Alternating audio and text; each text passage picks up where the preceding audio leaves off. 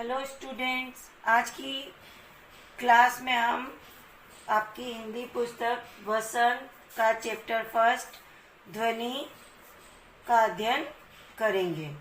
तो आपका जो चैप्टर प्रथम है ध्वनि, उसके कवि हैं निराला, सूर्यकांत त्रिपाठी निराला, और उनकी ये कविता है ध्वनि, जिसका हम अध्ययन करेंगे। इस ध्वनि कविता को आपको अपनी कॉपी में व्याख्या करनी है।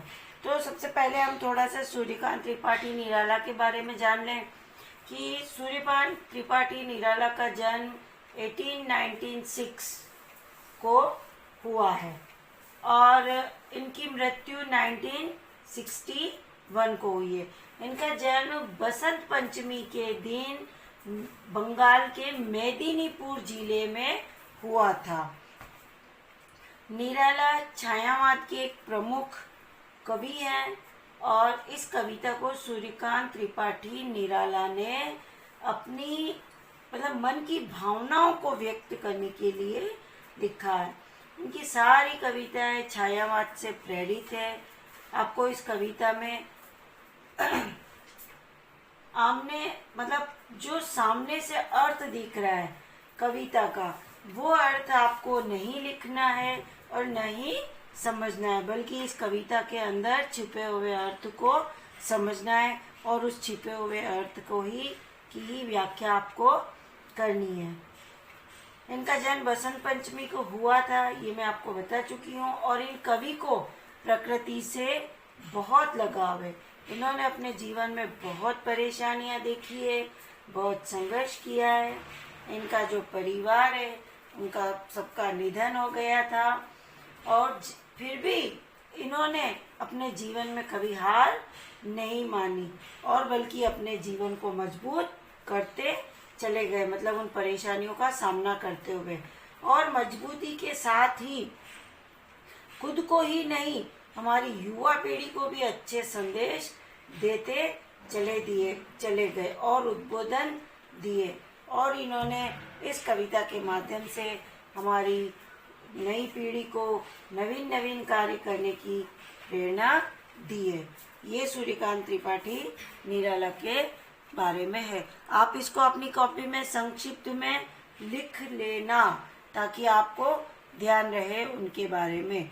अब हम उनकी कविता ध्वनि का अध्ययन करते हैं। तो सबसे पहले ध्वनि का मतलब होता है आवाज। ध्वनि का अर्थ होता है आवाज। इस कविता में हम निराला जी के मन की आवाज पढ़ने वाले हैं। इस कविता में हम निराला जी के मन की आवाज पढ़ने वाले हैं। उनकी मन की गहराई में क्या चल रहा है, यह बात इस कविता ध्वनि के माध्यम से आपको बताना चाहते हैं। अब हम कविता पढ़ेंगे। देखो, अभी न होगा मेरा अंत, अभी अभी ही तो आया है मेरे जीवन। यहाँ पर जीवन है, जीवन में मृदुल बसंत। अभी न होगा मेरा अंत, मृदुल यानी कोमल।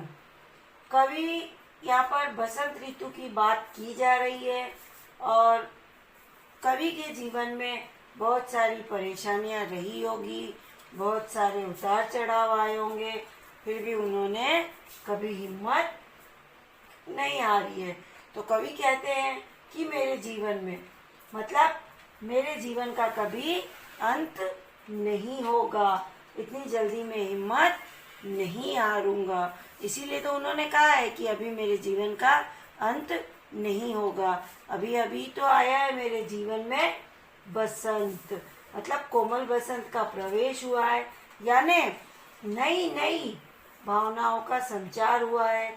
अभी अभी तो कवि ने अपने जीवन और मन को मजबूत किया है, मेरे जीवन का अंत अभी नहीं होगा। आगे देखिए आप, हरे हरे ये पात, डालियां कलियां कोमल गात, मैं ही अपना स्वप्न मृदुल कर फेरूंगा निंद्रित कलियों पर, जगह एक प्रत्युष मनोहर। पात यानी पत्ता, गात यानी शरीर, कर यानी हाथ, प्रत्युष यानी प्रातः काल।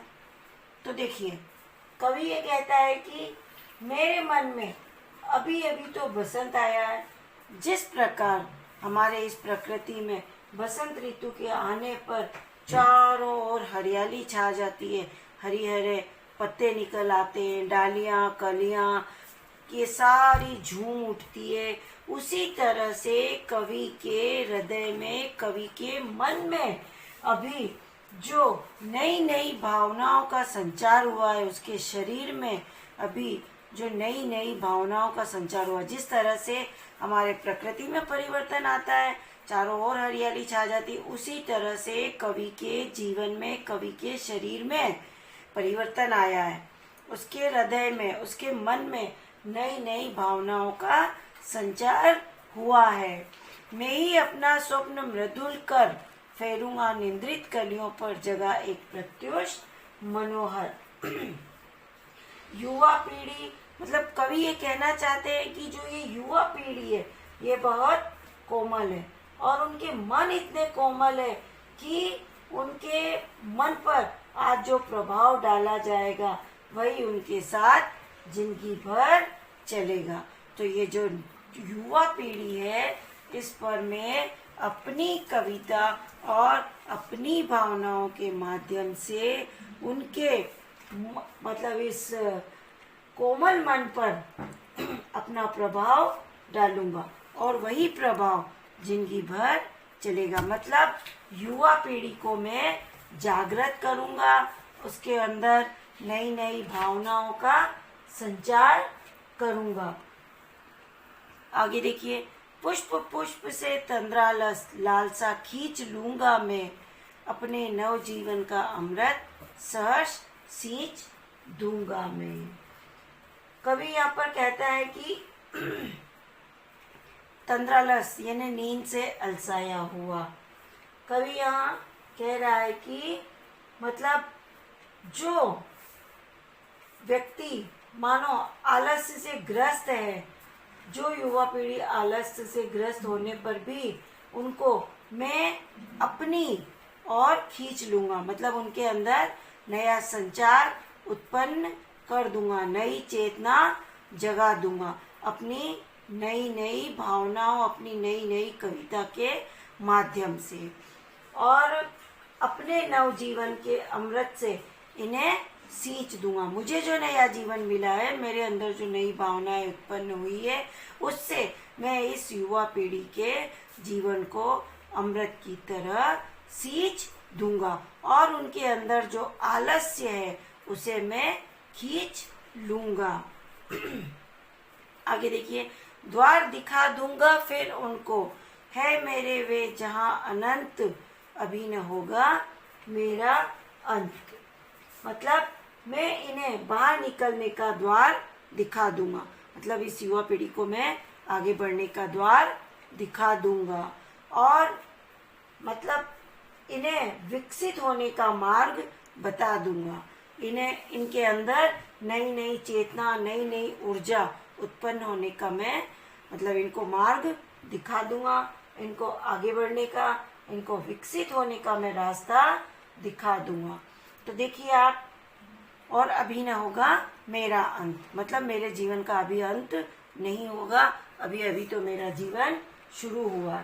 तो देखिए, जिस प्रकार बसंत ऋतु के आने से प्रकृति का असीमित विकास होता है, उसी प्रकार मेरे जीवन में उत्साह युक्त नवीन लालसाओं व भावनाओं का प्रसार हो रहा है और इस प्रकार की आकांक्षा रखने से मेरे जीवन का अभी अंत नहीं होगा और इसी प्रकार की नई नई भावनाएं, इसी प्रकार की इसी प्रकार की नई नई भावनाओं का प्रभाव इस युवा पीढ़ी पर डाला जाएगा, जिससे वो जिंदगी भर चलेगा। इस पूरी कविता को आपको व्याख्या करनी है और इसको वापस आपको पढ़ना भी है, और आपको और भी कोई समस्या हो या और कुछ जानने की इच्छा हो तो आप एक मिशन ज्ञान ऐप भी है जिसको डाउनलोड करके उसकी सहायता भी ले सकते हैं।